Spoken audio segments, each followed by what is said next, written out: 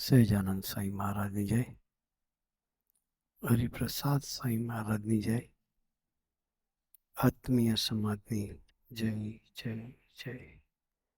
દાસનો દાસ થવાની જય જય જય.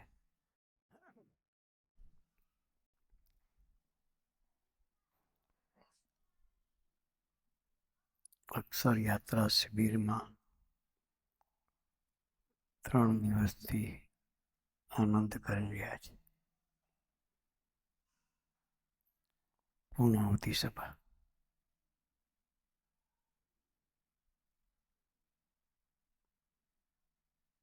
બધા ઘેર જવાના.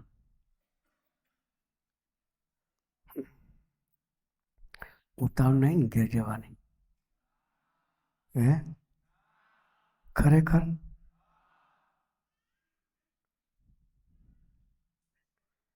મૈત્રી સાહેબ મને સવારે કહેતા હતા સભા વહેલી પર કરી દઈશ.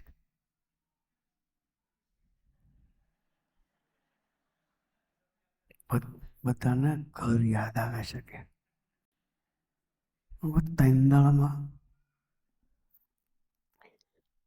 3 દિવસમાં ઘર યાદ આવી ગયું. ઘેર જવાનું છે. 2 ઘર છે.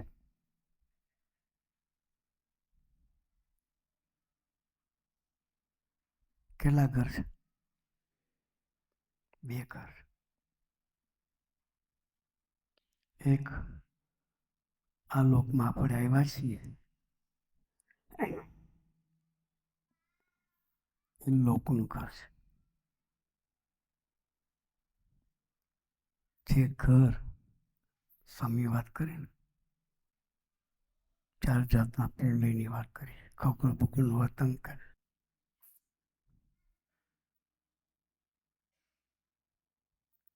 સ્વામીએ 4 પ્રકારના પ્રલયની વાત કરી દીધી. ખગોળ ભૂગોળનું વર્તનામત કાઢ્યું. બ્રહ્માંડોની ઉત્પત્તિ સ્થિતિના પ્રલયની વાતો કરી.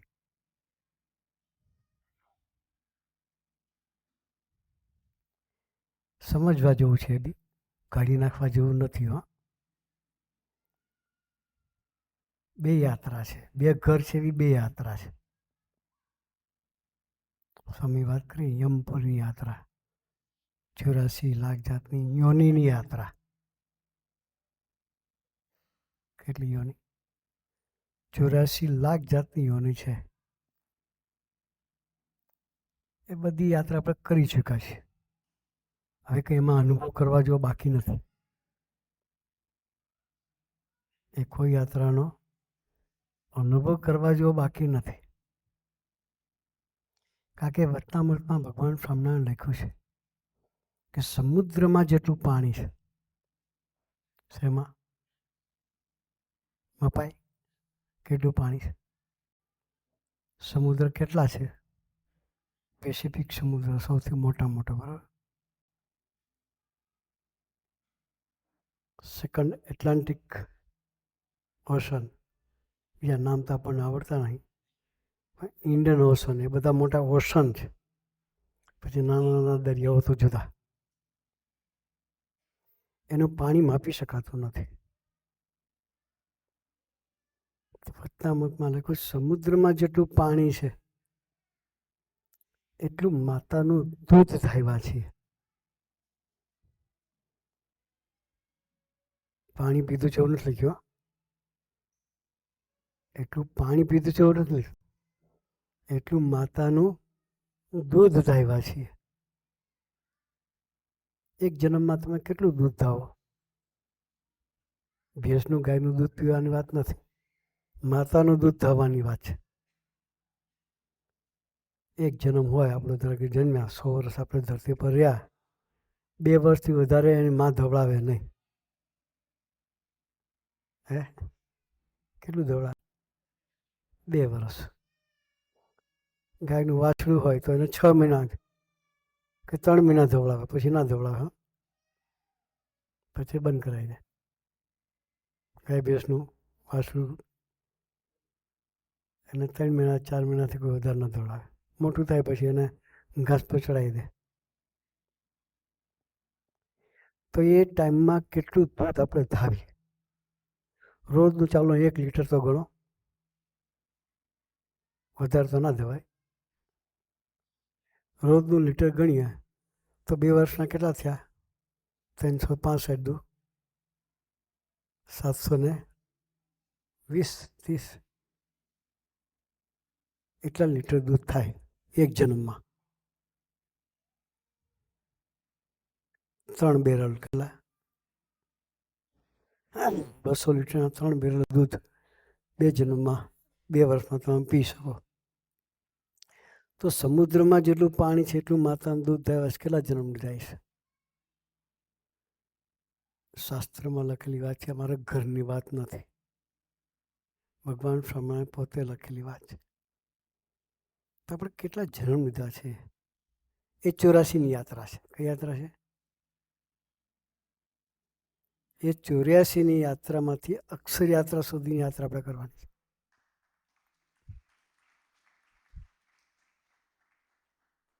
આ યાત્રાનો પ્રલય કરવો છે, પેલી યાત્રા આપણે કરવાની છે. એના માટે આ શિબિરનું નામ અક્ષર યાત્રા શિબિર છે. એટલે 84ની યાત્રામાંથી અક્ષરની યાત્રા કરી. જયંતિ બાપાની વાત કરી. એને ઘેર સ્વામી પ્રથમ પધરામણી કરતા હતા 85માં. કિશોરભાઈના સગા સાળા થાય, કિશોરભાઈના જીજાજી થાય. કિશોરભાઈ પહેલા યોગમાં આવ્યા એટલે સ્વામી પધરામણી જોવાની વાત કરી. તો સ્વામી સત્સંગ નથી, માનતા નથી. એ આપણે સામે બેઠા જયંતિ બાપાની વાત છે, બીજા કોઈની વાત નથી. માનતા નથી કે સાહેબ મનાવવાનું કામ મારું.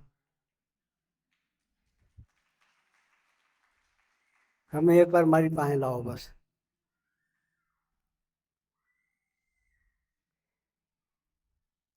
સ્વામીજી પધાર્યા, દ્રષ્ટિમાં લીધા, હવે એ બીજાને મનાવતા થઈ ગયા.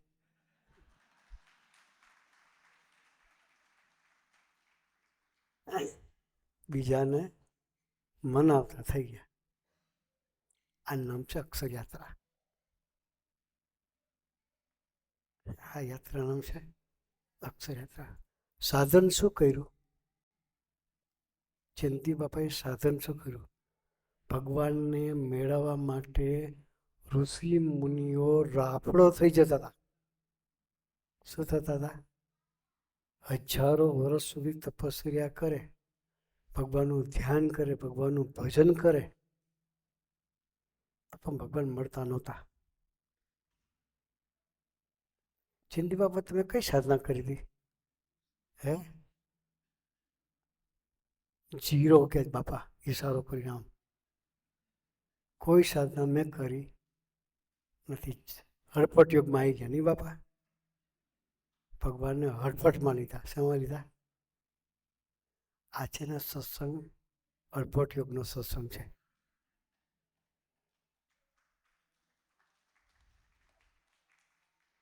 સાધના કોઈ કામ લાગતી નથી. એટલે આપણે નસીબદાર છીએ. આપણે નસીબદાર સાથી વગર સાધને હડપટમાં લે, છતાં એ અક્ષરધામની યાત્રા કરાવે, એ પુરુષની પ્રાપ્તિ. એટલે આપણે આપણી જાતને નસીબદાર માનીએ છીએ કે અનંત બ્રહ્માંડ. યોગી મહારાજ કહેતા કે અનંત બ્રહ્માંડમાં મારા જેવો કોઈ ભાગ્યશાળી નથી. માનવાનું હો, માથું નહીં ખીચવાનું. શું થશે? જે થવાનું અત્યાર સુધી જે થઈ ગયું. આ યોગ થયો છે એ કોઈ થાત નહીં.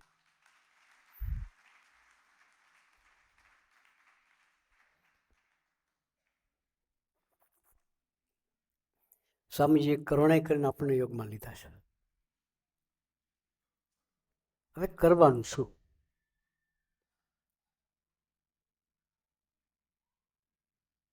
ભગવાનમાં આપણે શું કરવાનું? કરવાનું. આવું ભગવાન સ્વામીની વાતમાં વાત છે બાપા. આવું કશું નહીં કરવાનું નથી, થોડું કરવાનું કહ્યું છે. ભગવાન મળ્યા પછી કરવાનું એ છે જે જાણપણારૂપ દરવાજેરું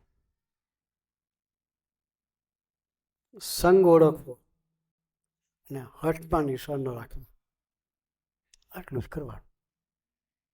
તો આપણી યાત્રામાં કોઈ જગ્યાએ રૂકાવટ ના આવે. સંગ, સારો સંગ જોઈએ. દીકરાઓ પોતાના જીવનના પ્રસંગો કહેતા હતા, એમાં મુખ્ય સંગ જ હતો. કાલે આપણે સંવાદ જોયો. એ સંવાદમાં શું હતું? એ પેલા 3 હીરાઓ અંદર અંદર ઝઘડતા હતા.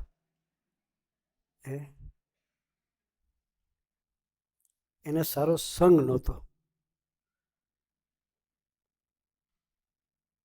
પણ સંગ મળ્યા પછી નિયાલ થઈ ગયા ને. સારો સંગ જોઈએ, પેલો સંગ ઓળખવો. ભગવાન મળ્યા પછી કરવાનું એ છે જાણપણારૂપ દરવાજેરું. જાણપણારૂપ દરવાજો એટલે શું? આપણે અક્ષર યાત્રાની વાત ચાલે છે, બીજી કોઈ વાત નહીં ચાલતી અત્યારે. યમપુરીની યાત્રામાંથી અક્ષર યાત્રા કરવા માટેની આ વાત ચાલે છે. જાણપણું એટલે શું? દરેક વ્યક્તિએ સ્ટુડન્ટ હોય કે સાધક હોય, બધાએ જાણપણ જીવવું પડે. શું કરવા આવ્યા છે ને શું કરી રહ્યા છીએ એની જાગૃતતાથી જીવે, એનું જાણપણ રહ્યા કહેવાય.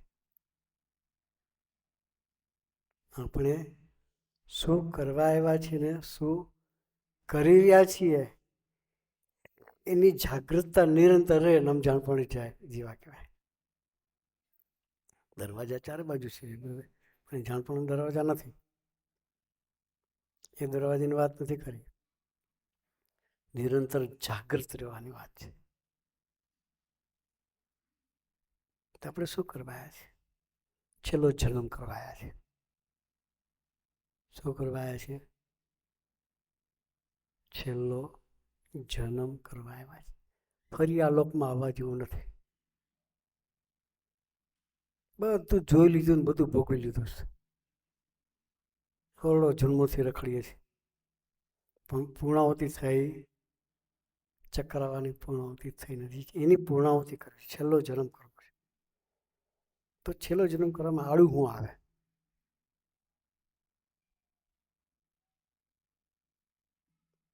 સ્વામીજી કહેતા હતા, હઠમાં નૈષા એવી વસ્તુ છે કે તમને જન્મ લેવડાવે.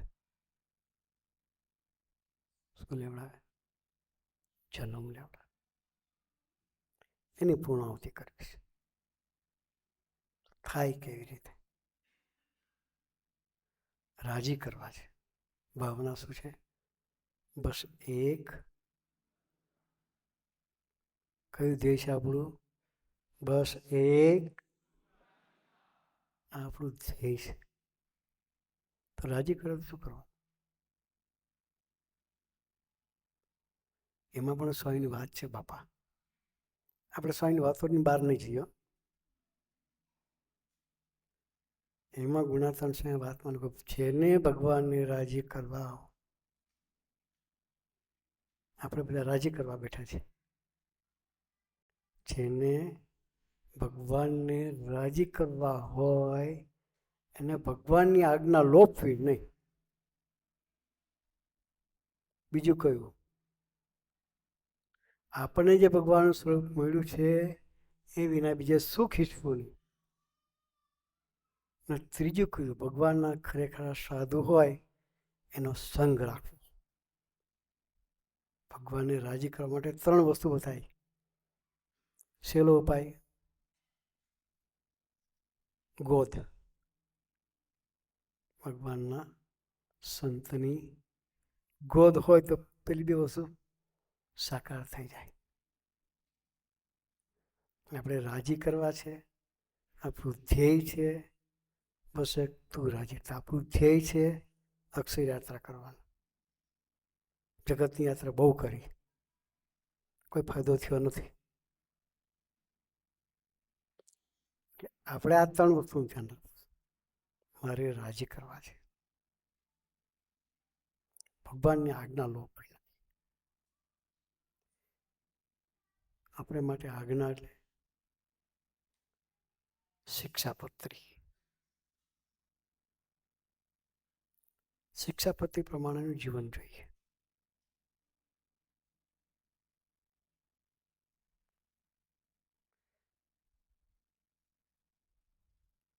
આજ્ઞા એટલે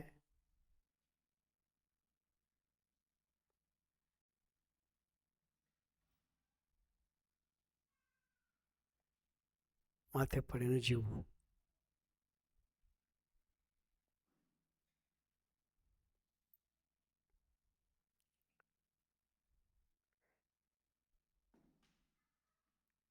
આજ્ઞા એટલે 2 સારા સાધુ અને 4 સારા હરિભગત સાથે દોસ્તી.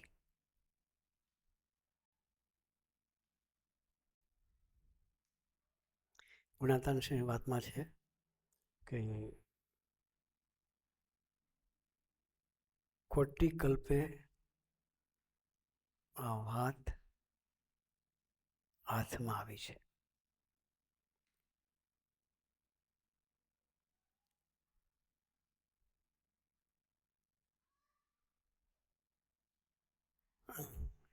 એ જવા દેવી નથી. નિરંતર જાગૃત રહેવું છે. સ્વામીજી કહેતા જાગૃત ચૈતન્યના ભગવાન છે. સ્વામીજીની પરાવાણી એક એક શબ્દો ખરેખર શાસ્ત્રો લખાવ્યા છે. એની પાછળ એક એક શબ્દની પાછળ, એક એક સેન્ટેન્સની પાછળ શાસ્ત્ર લખાય. એ પુરુષના જે પરાવાણી છે ને, આ નિરંતર મનચિંતન રોજ કરવું પડે. તો આપણી યાત્રા નિરંતર રૂકાવટ વગર એમના તરફ ચાલે.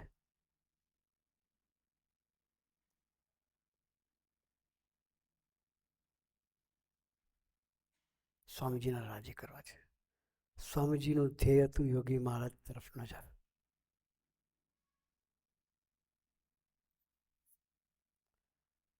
કાલે આપણે પેલી વાત ચાલતી હતી.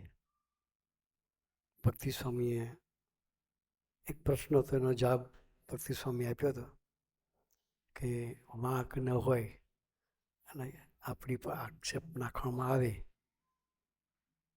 તો શું કરવું?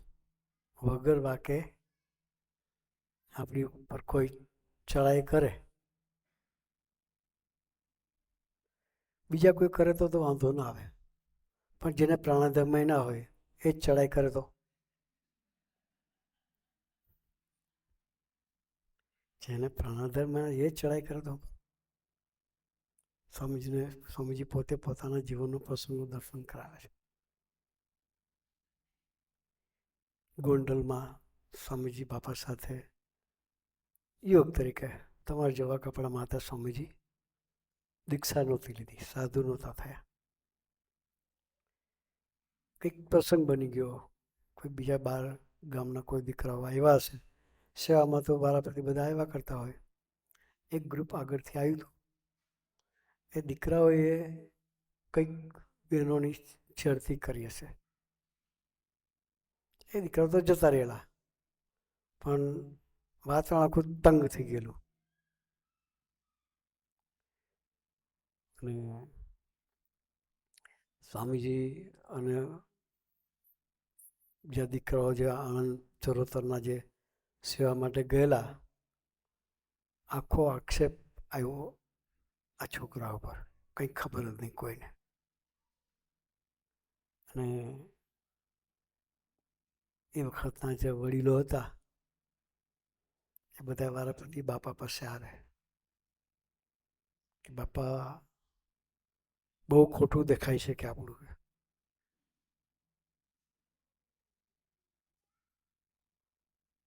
ગામમાં આપણા માટે બહુ ખરાબ વાતો થઈ રહી છે કે બાપા કે શું થયું? તો કે આ રીતે દીકરીઓની છેડતી થઈ છે અને છોકરાઓને મારવાની વાતો થાય છે કે. સ્વામીજી બાપાની બાજુમાં બેઠેલા હતા.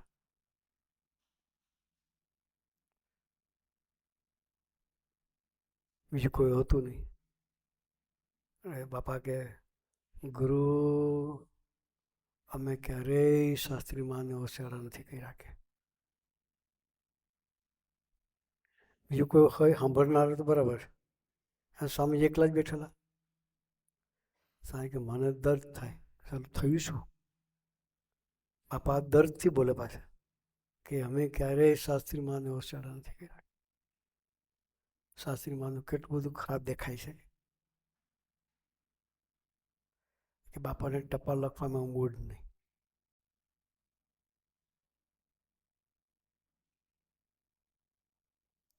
જમવા ગયા તો જમવાનું બાપાનું મૂડ નહીં કે હું બાપાની જોડે એટલે હું બાપાનું ફેસ જોઉં. બાપાનું ફેસ જોઈને મને દર્દ થાય. એટલે થયું શું? કોઈ કહે નહીં સાચું. બધા આવીને આટલી જ ફરિયાદ કર્યા કરે બાપા આવું થયું છે કે ને ગામમાં બહુ ખરાબ છે. છોકરાઓએ આપણું બહુ ખરાબ દેખાડ્યું છે કે. એક દિવસ થયો, બીજો દિવસ થયો, બીજે દિવસે પાછા બધા આવે. ત્રીજો દિવસ થયો તો એક વડીલ આવીને કહ્યા કે બાપા આ છોકરાઓને આપણે મંદિરમાંથી ઘેરે મોકલી દેવા પડે કે અહીં રખાય નહીં કે. બાપા સ્વામી સાંભળ્યું? કોને કે? સ્વામી કે સાંભળ્યું? આપણું કેટલું બધું ખોટું દેખાય છે કે. સ્વામી કે મને કંઈ ખબર જ નહીં. હવે આમાં બાપા દુઃખી થાય, હવે મારે કરું શું? એનું દુઃખ મને થાય કે. પછી બાપા કે તમે બધા જતા રહો કે. પછી સ્વામી કે બાપા ક્યારે જઈએ? તમે કહો ત્યારે જઈએ. પછી સ્વામી કે બાપા કે હાલ તમે આવ્યા છો તો ગોંડલ ગામમાં જૂના મંદિરે દર્શન કરીને પછી જાઓ. એમ 2 દિવસ બાકી હતા હજુ. 11 બાપા દર એકાદશીએ દર્શન કરવા જાય જૂના મંદિરે. એટલે પેલા હરિભગત બોલી ઉઠ્યા કે બાપા આ વખતે તમે દર્શન કરવા બી નહીં આવતા કે. બાપાને દર્શન કરવા ના પાડી. વાતાવરણ બહુ તંગ છે કે. પછી બાપા કે મારે નહીં આવવાનું. તો તમે આવવાનું મારા છોકરાઓને નહીં લાવતા કે. છોકરાઓને નહીં લાવતા. પછી સ્વામી કે છોકરાને મોકલી દો બધા કે. તો સ્વામી કે બાપાનો લાભ આપવા માટે લાવ્યો છું કે. બાપાનો લાભ આપવા માટે લાવ્યો છું કે. બાપા કે સારું એકાદશી સુધી બધા રોકાય. પછી એકાદશીએ દર્શન જવાનું બાપાએ ગોઠવ્યું. સ્વામીને પૂછ્યું ગાડીઓ ગોઠવાઈ ગઈ? તો સ્વામી કે હા ગાડીઓ ગોઠવાઈ ગઈ કે. ચાલો આપણે બધા દર્શન કરી આવીએ. એ બધા ટાવરિયાને લઈને બાપા તો એમાં પેલા વડીલો બધા હાથે. એટલે જે છોકરાઓએ ફરિયાદ કરેલી સ્વામીજી તો જેના છોકરાઓની ગેંગમાં વચ્ચે ઊભા રહી ગયા અને આનંદ કરતા હતા. તો વડીલો જે ફરિયાદ કરી હતી એ વડીલો વિચાર કરતા થઈ ગયા કે ફરિયાદ કરનાર તો આ છે ને એ લોકો ભેગા આનંદ કરે છે. એ લોકો તો ભેગા થઈને આનંદ કરે ચાલ બફાયું કે. પછી એ પૈતા પછી પેલા જે વડીલ હતા જે ફરિયાદ કરતા હતા એ પેલા દીકરાઓને મળ્યા કે તમારું મશ્કરી થઈ હતી? તો કે હા. જે 2-4 પ્રશ્નો હતા પૂછ્યા. છોકરા હા. પછી છોકરાને ત્યાં કરીને બાપા પાસે લાવ્યા. બાપા છોકરાઓને પૂછ્યું. પછી બધી વાત કરી કે મશ્કરી શું કે હા. પછી પેલા છોકરા પણ આ લોકો નહોતા કે શું કે આ લોકો એ લોકો નહોતા. કારણ કે હાસ ચેપ્ટર પછી બાપા કે એ લોકો નથી પણ તમે તમારા ભાઈઓ તો હતા કે નહીં? તમે નહીં પણ તમારા ભાઈઓ તો ખરા કે નહીં? હા, એ ખરા. કોઈનો બી વાંક હોય છતાં મોટાપુર કે આપણે બધા એક, એ બધાનો વાંક. એ વગર કહીએ આક્ષેપ ખોટો હોવા છતાં પણ સ્વામીજી બચાવ ના કર્યો. એ સંબંધ સ્વામીજીએ એના જીવનમાં આપણને એવો સંબંધ કરવાનું શીખવાડ્યું કે સંબંધ કરવો હોય મોટા પુરુષ સાથે તો આવો કરવાનો, નિર્દોષ બુદ્ધિયુક્ત સંબંધ. કેવો સંબંધ? તું જે કંઈ કરે છે તું કરે એ જ હવાવી, બાકી બધું પોણોવીશ. એટલે આપણે બધાએ એવો સંબંધ કરવો છે. અક્ષરયાત્રા એટલે મોટા પુરુષ સાથેનો નિર્દોષ બુદ્ધિનો સંબંધ. એ સંબંધ પાકો થાય. સ્વામીએ પુરુષોત્તમ પ્રીતિની વાત કરી. ગુરુ શિષ્યનો સંબંધ કેવો હોવો જોઈએ, પેલા પંજાબીની વાત કરી. એવી કસોટી તો આપણને કોઈ કરવાના નથી. એ કૂવામાં પડી જાય છતાં જોવા નહીં આવે એવું નથી. તો આપણે નિરંતર જતન કરે એવા પુરુષ આપણને મળ્યા સ્વામીજી. તો આપણે ફાવી ગયા છીએ કે આવી કસોટી આપણને નથી રહી. પહેલાંના જમાનામાં ગુરુઓ કસોટી કરતા હતા. અત્યારે સ્વામીજી આપણને એવી કસોટીમાંથી ક્યારેય પસાર નથી કર્યા. નિરંતર આપણું જતન કર્યું છે બધી રીતે. હસતા રમતા નોકરી કરતા પીઝા ખાતા ખાતા પણ અક્ષરયાત્રા થાય એ સાનુકૂળતા સ્વામી આપી. આવી સરસની સાનુકૂળતાની વચ્ચે આપણને રાખ્યા છે. આવા સરસના સંતો, આવા સરસના કાર્યકર્તા મુક્તો એની સરસની ગોદ આપી છે. આવો સરસનો સમાજ, આત્મીય સમાજ જે એકબીજા માટે હુમાઈ જવા માટે તૈયાર છે, એવા સમાજની વચ્ચે રહી અને હસતા રમતા યાત્રા કરવાની તક આપણને આપી છે. તો આપણે હરેક સેકન્ડ જાગૃત રહી 3 શબ્દો યાદ રાખવાના: શું કરવા આવ્યા છે ને શું કર્યા છે એના જાણપણે રહી 1 સેકન્ડ બગાડ્યા વગર આપણી યાત્રા કરી. સ્વામીજીએ એક હરિભગતને ફોન પર દર્શન આપ્યા. બુદ્ધિશાળી માસ્તર, એટલે માસ્તર થાય, બુદ્ધિશાળી ખૂબ. સ્વામી ફોન પર દર્શન આપ્યા કે સાહેબ આપણે આપણું કરી લેવું છે. શું કે આપણે કોઈનું કરવા આવ્યા નથી, કોઈની નેગેટિવ વાત કરવી નથી ને સાંભળવી નથી. શું કરવા આવ્યા છે એની વાત છે. કોઈની નેગેટિવ વાત કરવી નથી ને સાંભળવી નથી. દરેકનો મહિમા સમજી ગુણગાન ગઈને આપણો સંબંધ ઉતારવો છે. સ્વામીજી નિરંતર દરેક ચૈતન્યનું આ રીતે જતન કરતા હતા. એક દીકરાને સ્વામી દર્શન કરવા આવ્યો. એ બી સ્કૂલમાં પ્રિન્સિપલ. એટલે સ્વામીજી કે ટાઈમસર સ્કૂલે જાઉં છો? પ્રિન્સિપાલને પૂછે એટલે પછી સૌથી લેટ પ્રિન્સિપાલ જ હોય. કે આવા પ્રિન્સિપાલ કોક જ હોય. આ બેટા પ્રિન્સિપાલ જો કેમેરાવાળા છે, પ્રિન્સિપાલ છે સ્કૂલમાં. 12 કલાક કન્ટિન્યુઅસ સ્કૂલમાં રહે છે. એવા પ્રિન્સિપાલ કોક હોય. એટલે પેલાને પૂછી સમજીએ કે તમે ટાઈમે સ્કૂલમાં જાઓ છો? સ્વામીજી નહીં પૂછાતું કે. સ્વામી એના સંબંધીનું નામ દઈને કે એની સ્કૂલ નથી. આ કે એની સ્કૂલ નથી, એના સંબંધીની સ્કૂલ હતી. કે એની આ સ્કૂલ ન હોય, કે આપણે ભગવાનની સ્કૂલમાં છે. કે આજે તમે આળસ કરી, કાલે આળસ કરી, પરમ દિવસે એ આળસનો તમારો સ્વભાવ થઈ જશે. સ્વભાવ કાઢશે કોણ? શું કે મોટા પુરુષને આપણા સ્વભાવ ન વધે એની પડી છે. જે સ્વભાવે કરીને જન્મ મરણ ઊભો થાય છે. આપણા સ્વભાવને કાઢવા માટે ધરતી પર આવ્યા છે, આપણે વધારવા નથી. અમારા એમના જીજાજી કિશોરભાઈ અને એના મોટાભાઈ શાંતુભાઈ, ઘરના જ સભ્યોની વાત કરું છું. સ્વામીજી કેનેડામાં ફાર્મ હાઉસ આપણું હતું, ત્યાં સ્વામીજી વોક કરતા હતા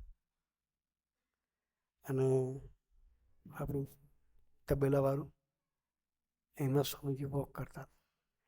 સાથે સાથે આ બંને ભાઈઓ બી સાથે ચાલતા હતા અને સ્વામીની સ્પીડ વધારે ચાલવાની પહેલેથી. અને પેલા બે થાકી ગયા. કોણ? કિશોરભાઈ ને શાંતુભાઈ. પછી એક બાજુ બેસી ગયા. એટલે બે જણ બેસી આપણે વાતો કરતા હતા. સ્વામીજી વોક કરતા હતા. બંને ભાઈ વાતો કરે કે હવે આપણે રિટાયરમેન્ટ લઈ લેવું છે કે 60 પહોંચવાની તૈયારીમાં હશે કંઈક. એ વખતે 60 નહોતા થયા કદાચ, તૈયારીમાં હતા. એટલે બંને વિચાર કરતા હવે આપણે ઉંમર થઈ રિટાયરમેન્ટ લઈ લેવું છે. સ્વામીજીનું કાન બહુ પાવરફુલ.